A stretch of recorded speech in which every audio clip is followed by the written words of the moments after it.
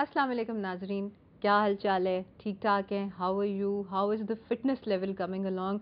शुक्र है कि अब थोड़ा सा जो ड्राइनेस का एक जो स्पेल था ना वो अब ख़त्म हो गया और बारिश वारिश हुई और इतना अच्छा मौसम हो गया है और उस वजह से थोड़ी सी जो खांसी और ज़ुकाम और जिस पे हमने इतने प्रोग्राम्स कर डाले कि जी वो ख़त्म ही नहीं हो रहा था, उसका एक स्पेल जो है ना अब उसमें इंशाल्लाह ताला बेहतरी आएगी। एंड दोज पीपल जिनको ड्राइनेस की वजह से प्रॉब्लम्स थी such as respiratory tract problems और वो सारी जो है ना वो सॉर्ट आउट हो जाएंगी।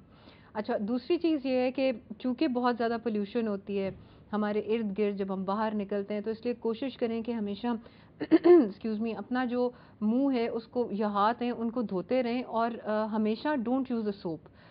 Find a very nice facial wash जिसकी पीएच जो है वो मैच करती हो अपनी फेशियल स्किन के साथ और उससे हमेशा अपना मुंह धोएं। ये जो बार बार साबुन का इस्तेमाल है ये गलत है। और इसके अलावा आजकल बहुत सारे जूसेस आए हुए हैं। मैं पहले भी कहती रहती हूँ कि जूसेस जो हैं पहली चीज़ आपकी इम्यूनिटी को सही करेंगे, यानी कि जो आपकी कुव्वत मुदाफ़त है उसको इंक्रीज़ करेंगे। इसके अलावा आपकी फ़िटनेस लेवल को सही करेंगे और सबसे बड़ी बात जो आप अच्छा और जाज़िब नज़र आना चाहते हैं उसके लिए आपकी फेशियल ग्लो के लिए इट इज़ वेरी इंपॉर्टेंट कि आप जूस लें। आजकल गाजरें बहुत सस्ती भी मिल रही हैं और बहुत वाफिर मिल रही हैं। आप गाजरों के जूस का इस्तेमाल कर सकते हैं और उसके अंदर थोड़ा सा 1-2 टीस्पून जो है वो चुकंदर का जो जूस है वो डाल लें। हमेशा सब्जियों का जो जूस होता है वो कम इस्तेमाल करते हैं, फलों का जूस जो है वो ज़्यादा तादाद में इस्तेमाल करते हैं और थोड़ा सा लीमू अगर आपको एसिडिटी नहीं है। ये जूस आप तब इस्तेमाल करें निहार मुंह सुबह और तब इस्तेमाल करें जब डायबिटीज़ या ऐसा कोई मसला ना हो। अच्छा जनाब, जब स्किन की बात आती है तो हम बहुत सारी चीज़ें स्किन के बारे में पता करना चाहते हैं और हमारे बहुत सारे क्वेश्चंस भी होते हैं और उसी के लिहाज से आज हमारे साथ स्किन स्पेशलिस्ट हैं डॉक्टर आसिम अली हैदर साहब। ये पहले भी हमारे पास हमारे साथ एक प्रोग्राम कर चुके हैं, बड़ा उसका अच्छा रिस्पांस था, इस दफ़ा हमने सोचा कि मैंने फिर से बुला लें और इसी के लिहाज से जो भी ड्राइनेस की पहले बात कर रहे थे यहीं से बात शुरू करते हैं और पहले सलाम दुआ लेते हैं। जी डॉक्टर साहब, अस्सलाम वालेकुम। वालेकुम सलाम। क्या हाल चाल है डॉक्टर साहब आपके? अल्लाह का डॉक्टर साहब, ड्राइनेस के हवाले से स्किन जो ड्राइनेस होती है सीजनल अभी चल रही है थोड़ी जी। बहुत, ऑल्दो कि इट हैज़ रेन्ड, उसका क्या करना चाहिए? लोग क्रीमें लगा लगा के बॉडी लोशन लगा लगा के तंग आ जाते हैं और वो आपने एक इश्तहार भी देखा होगा वो यूं करके करते हैं और वो वाइट लकीर आ जाती है। लकीर आ वो जाती है। कैसे ड्राइनेस को एक्सपेल करें? जो सर्दियों का सीज़न है इसमें ड्राइनेस तो होगी, ठीक है। हम्म। और जब हॉट वेदर होता है उसमें जो वाटर वेपर्स हैं वो वेपोरेट होके हम्म। एटमॉस्फेयर में जो मॉइस्चर लेवल है उसको हम्म। बेहतर करते हैं। सर्दियों में ये सिस्टम ख़त्म हो जाता है सही। और जो एटमॉस्फेरिक जो मॉइस्चर है वो बहुत कम हो जाता है ठीक और है। उसकी वजह से हमारी स्किन बहुत जल्दी ड्राई हो जाती है। हम्म। और हमारी स्किन के अंदर बहुत ऐसे फैक्टर हैं जो उसको प्रोटेक्ट करते हैं वाटर लॉस से। ठीक है। मगर ड्राई वेदर में स्किन ड्राई होना एक नेचुरल चीज़ है और उसके लिए सबसे बेहतर, जैसे आपने बताया था कि नेचुरल पीएच का सोप यूज़ करें और ऐसा सोप जिसमें ग्लिसरीन ज़्यादा हो। हाँ। और वो आप जब किसी शॉप पे जाएं तो उनसे पूछ सकते हैं कि ये ग्लिसरीन वाले सोप कौन कौन से हैं। ठीक है। बहुत लंबी वैरायटी है। हाँ। आप या आपकी जो और हमेशा जो फेस पे चीज़ें यूज़ करते हैं ना उनकी क्वालिटी हमेशा अच्छी होनी अच्छी चाहिए। होनी चाहिए, उस पे बिल्कुल। सस्ता और गैर मेयारी चीज़ नहीं इस्तेमाल करने का कोई चैनस। और उसपे कोई ऐसा सोप ना यूज़ करें जो दावा करते हैं कि हम एंटीसेप्टिक सोप हैं, क्योंकि जितने भी एंटीसेप्टिक सोप हैं वो स्किन को और ड्राई करते हैं। क्योंकि उसमें जो एंटी बैक्टीरियल एजेंट या जो एंटीसेप्टिक्स हैं वो स्किन को ड्राई करते हैं। ये एक नेचुरल अच्छा, चीज़ है। ओके। तो this is one news for us. Doctor साहब हमारे साथ एक कॉलर है। जी हेलो, अस्सलाम वालेकुम। Hello, hello. अस्सलाम वालेकुम। वालेकुम अस्सलाम, कौन बात कर रही हैं? डॉक्टर मैं सना अलीम बात कर रही हूँ। जी सना, क्या हाल है आपका? अल्लाह का शुक्र, आपका प्रोग्राम बहुत अच्छा जा रहा है। Thank you very much, very kind of you doctor Sana. साहब को भी अस्सलाम वालेकुम। जी वालेकुम अस्सलाम वालेकुम डॉक्टर सलाम। साहब की तरफ से भी वालेकुम सलाम। क्वेश्चन।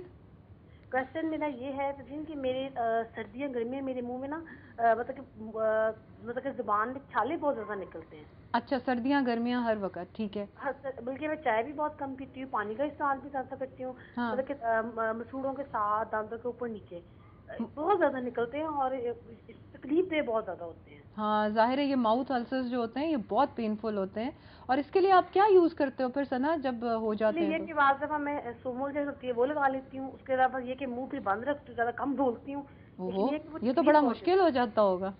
अच्छा खैर, चलो आगे बताओ। हाँ, और बस ये क्वेश्चन है मेरा। और दूसरा क्वेश्चन मेरा ये है कि मेरे ना मुंह पिंपल्स बहुत ज्यादा निकलते हैं।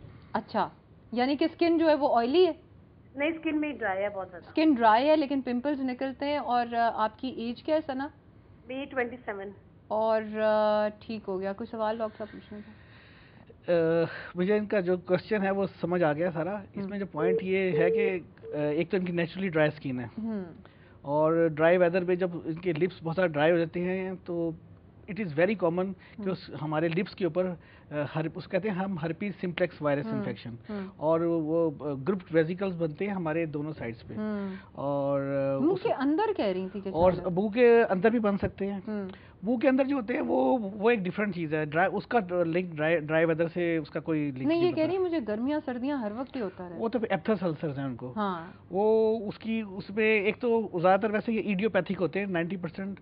अदरवाइज तो ये है कि कोई उनको स्टमक की प्रॉब्लम ना हो। इडियोपैथिक का मतलब ये हुआ जिसकी कोई कॉज नहीं, कोई कॉज नहीं होती। और मैक्सिमम केसेस में वैसे जैसे आजकल लड़कियां हैं, इनकी आदत होती है टेंशन लेने की। टेंशन से भी एप्थस अल्सर हो जाते हैं।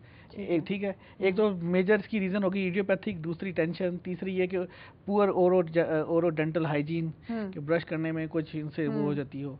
तीसरा ये कि कोई जीआईटी इन्फेक्शन से भी इनका लिंक बनता है। ये आपकी बात बिल्कुल सही है। वो लोग जो हर वक्त एसिडिटी से और हार्ट बर्न से सफर करते हैं, जिनका खाना हर वक्त ऊपर आता रहता है, उनको मुंह में एप्थस अल्सर्स बड़े हो जाते हैं। और एक जो है कि कुछ ऐसे लोग जिनको कोई पुरानी डिजीज हो, कोई क्रॉनिक डिजीज की वजह से उनका जो है इम्यूनिटी लेवल लो हो जाए, स्टीरॉइड पे हो या स्टीरॉइड पे हो, इम्यूनो कम्प्रोमाइज्ड लोग कहते हैं, उसमें ये कैंडिडाइल इन्फेक्शंस होती हैं जो बाद में एप्थस अल्सर में कन्वर्ट हो जाती हैं। इसके अलावा तो सना के लिए क्या बेहतर है? एक तो वो बहुत अच्छा माउथ वॉश यूज करें, है ना? बिल्कुल। और दूसरा ये कि फिर स्ट्रेस जो है वो कम लें, जो कि खुश रहें, रिलैक्स रहें। ठीक है। और तीसरा ये कि एसिडिटी अगर है पेट में तो उसका सदब आप करें। बिल्कुल। कोई जीआईटी इन्फेक्शन है, लूज मोशन है, उसको देख लें। कॉन्स्टिपेशन है उसको वो। अच्छा, दूसरा ड्राई स्किन के साथ एक्नी। डॉक्टर साहब अभी बात करते हैं, एक और कॉलर है, उनको भी पहले एंटरटेन कर लें। जी हेलो, अस्सलाम वालेकुम।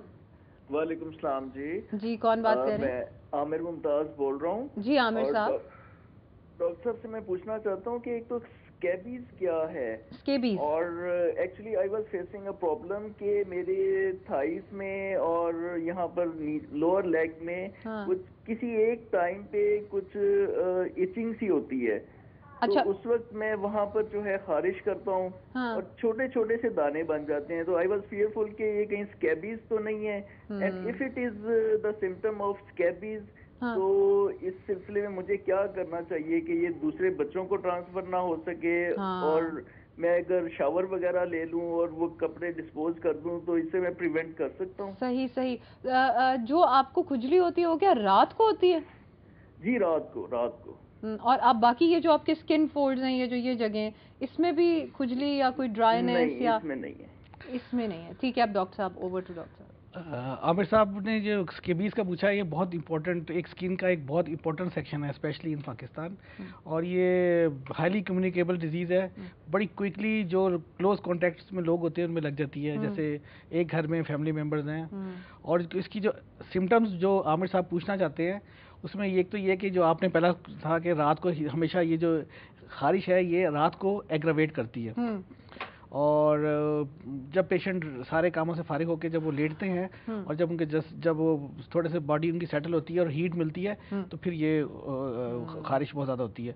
दूसरा ये कि जब एक दफ़ा आपको हो गई तो आपके जो क्लोज कॉन्टेक्ट्स में उनको फ़ौरन होना ये लाजिम है। यानी within span of 1 week आप देखेंगे कि आपके घर में और फैमिली मेम्बर्स को भी खारिश शुरू हो गई है। इतनी ज़्यादा कम्युनिकेबल है। और इसमें दाने बनते हैं, बिल्कुल सही कह रहे हैं, दाने बनते हैं, रैशेज हो जाते हैं, वो एलर्जिक रैशेज होते हैं, और वो होते हैं यूजुअली थाइस पर, एब्डोमेन पर और हमारे बॉडी फोल्ड्स पर, स्पेशली इंटरडिजिटल स्पेसेस, उंगलियों के दरमियान में, जॉइंट्स के अंदर, और जहाँ जॉइंट्स हैं उस वाली स्किन के ऊपर। क्योंकि जरा ये असल में ये एक माइट होता है जिसको हम उर्दू में अगर तर्जुमा करें तो पिस्सू का लफ्ज़ इस्तेमाल होगा। तो ये एक माइट होता है और ये बहुत स्मॉल साइज़ का होता है। इसको एक हमें बड़े हैवी मैग्नीफाइंग लेंस की मदद से देख सकते हैं। नेकेड आई से देखना इसको बहुत मुश्किल है। और डॉक्टर साहब इसका इलाज यही है कि वो एक लोशन होता है जिससे सारा वक्त मिलाते रहते हैं एक पेशेंट को। और आपने ये भी अपना जवाब अभी ज़रा हमने देना है। एक कॉलर है, उनका पहले सवाल सुन लें। अच्छा जी, ड्रॉप हो गई जी। हाँ जी बताएं। तो एक लोशन होता है, उससे नहलाना पड़ता है पेशेंट को पूरा। इसको रेडिकेट करना बहुत आसान है, जबकि लोगों में एक ये मिसकंसेप्शन है कि एक दफ़ा खारिश हो जाए तो ये नहीं जाती, पता नहीं कितने महीनों तक रहती है। वो सिर्फ उसमें यह है कि सिर्फ एक अगर पेशेंट उसको थोड़े से एहतियात से डॉक्टर की इंस्ट्रक्शन के हिसाब से उसको अप्लाई कर ले, जिसको बहुत आसान है कि रात को नहाएं, बॉडी खुशक करके गर्दन से लेकर पाँव के अंगूठे तक 1-1 इंच पे दवाई लगानी है। कोशिश करें कि बॉडी पूरी कवर हो जाए क्रीम से या उस लोशन से। और वो लोशन मार्केट में बहुत इजीली अवेलेबल है, इट इज़ वेरी चीप। और उसको लगा लें, लगा के सो जाएं, सुबह को उठ के नहाएं नहीं, ताकि वो 24 आवर्स उनकी बॉडी को लगा रहे। ठीक है। और नेक्स्ट नाइट को फिर दोबारा वो शावर लेकर फिर लगा लें। यानी ये इसकी 2 एप्लीकेशंस काफ़ी होती हैं। ठीक है, यानी कि एक रात लगाया, फिर अगली रात भी लगा लिया, 2 एप्लीकेशंस हो गई। दूसरी चीज़ ये है कि जो अपनी बेडिंग्स हैं और अपनी लिनन है उसको धुलवाएं सही तरीके से, और टॉवल्स वगैरह का इस्तेमाल जो है वो एक नहीं होना चाहिए। हाँ, आप अगर सेपरेट कमरे में सोते हैं फिर तो ठीक है, मगर अगर आप एक ही कमरे में सोते हैं तो फिर आप इन तमाम चीज़ों को धोएं। और कोई स्पेशल किसी एंटीसेप्टिक में धोने की ज़रूरत नहीं है। इसको आप आम जो आपके डिटर्जेंट्स जो अवेलेबल हैं उनसे धोइए, धो के, और उनको 4-5 घंटे धूप में डाले रखें। क्योंकि ये पिस्सू जो होता है, ये अगर इसको हम सनलाइट से एक्सपोज करें तो ये 2 घंटे ज़्यादा जो है जिंदा नहीं रहता। चलो जी, क्योंकि इसको कम जहाँ पास इसमें काफ़ी मुसीबत खड़ी की हुई है। और अच्छा, एक पॉइंट और इसमें बताने वाला, ब्रेक पे जाना है, एक पॉइंट हम थोड़ा देर रोक लें। जी, थैंक यू। नाजरीन प्लीज़ ब्रेक पे जाएं।